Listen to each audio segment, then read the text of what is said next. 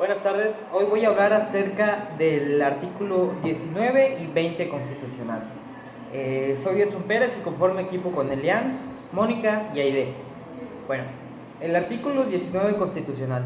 El artículo 19 constitucional tiene varias prerrogativas, varios derechos. Entre ellos podemos encontrar que cuando se ejecuta una detención judicial, usualmente lo que se hace es que se deja detenido a la persona, en lo que se emite un auto de vinculación a proceso. Bueno, pero existe un tiempo máximo para que esta persona pueda estar detenida, en lo que sale el auto de vinculación a proceso, y este tiempo máximo es de 72 horas. Como lo dicta en el primer párrafo, si no se justifica con un auto de vinculación a proceso, el indiciado podría tener la libertad. Ahora, ¿qué es un auto de vinculación a proceso? Aquí está. Un auto de vinculación a proceso es aquella resolución que emite un juez de control en este caso, para que se vincule a proceso al indiciado y que se lleve a cabo un proceso en contra de él acerca de un delito.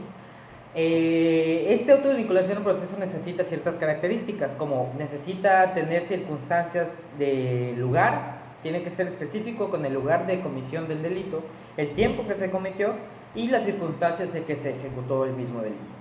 Así como debe de haber una existencia de probabilidad de culpabilidad, es decir, que debe de haber un indicio de que la persona que están culpando lo haya cometido. Posteriormente, en el mismo artículo podemos mencionar que viene previsto la prisión preventiva. La prisión preventiva puede ser de dos maneras. Puede ser de manera a petición del Ministerio Público y de manera oficiosa. Cuando esa manera de petición del Ministerio Público, solamente es cuando otras medidas cautelares no son suficientes para garantizar que el imputado se va a presentar a la audiencia, o en el caso de que exista algún riesgo para la víctima, para los testigos o en sí para la sociedad. Ese es en el caso de petición del Ministerio Público. Y está la oficiosa, que en el 19 constitucional viene previsto el catálogo de delitos, pero básicamente vienen siendo los delitos graves. Cuando existe algún tipo de delito grave, la prisión preventiva oficiosa se tiene que ejecutar. Después de esto, tenemos que la única persona en el proceso, de los sujetos del proceso, que puede dilatar o puede prolongar el auto de vinculación a proceso es el imputado. A petición del imputado es la única manera en que se puede prolongar. No por medio del fiscal, no por medio del juez por propia decisión, sino que si él lo solicita, se le puede ejecutar. Ahora, cuando el indiciado está detenido en alguna institución para ese objeto, tiene un tiempo límite, un tiempo máximo, que es el de 72 horas. ¿Para qué?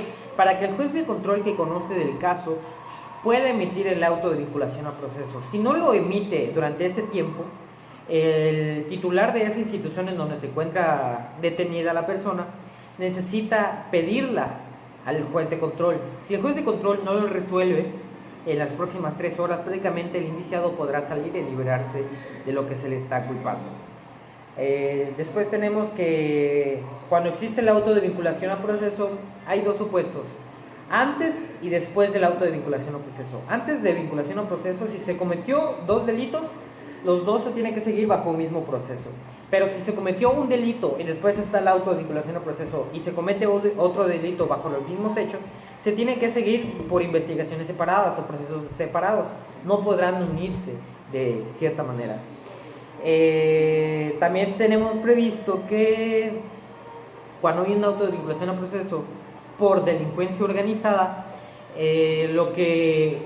si en dado caso llega a haber una evasión de la justicia por parte del inculpado, o en cierto caso un juez del extranjero solicitara la presencia de esa misma persona, el proceso, así como los plazos para que prescriba la acción penal, se suspenderán, no terminarán, se suspenderán hasta que se vuelva a reintegrar el ciudadano a disposición del juez.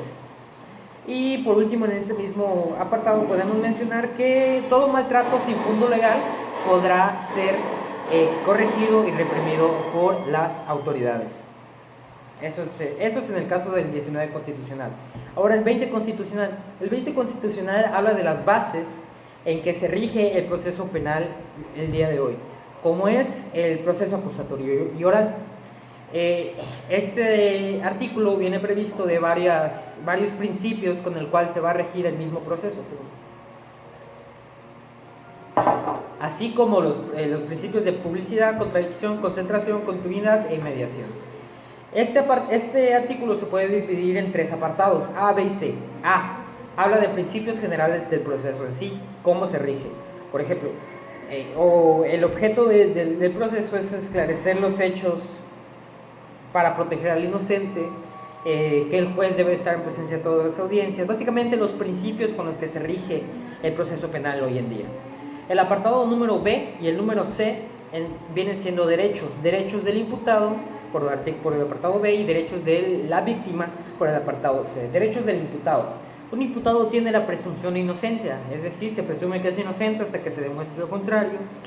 Un imputado puede declarar o guardar silencio como le convenga. Queda prohibida, es un derecho para el imputado, la prohibición de intimidación o tortura a su persona. Y también tiene derecho, entre otras cosas, de presentar pruebas, testigos, documentos y todos los documentos que él crea necesarios para que se pueda, digamos de cierta manera, defender, se pueda contradecir las acusaciones en contra de su persona. Eso es por el derecho de los imputados. El derecho de las víctimas. Las víctimas tienen derecho a recibir asesoría jurídica. Las víctimas tienen derecho de coadyuvar con el MP. ¿Eso qué quiere decir?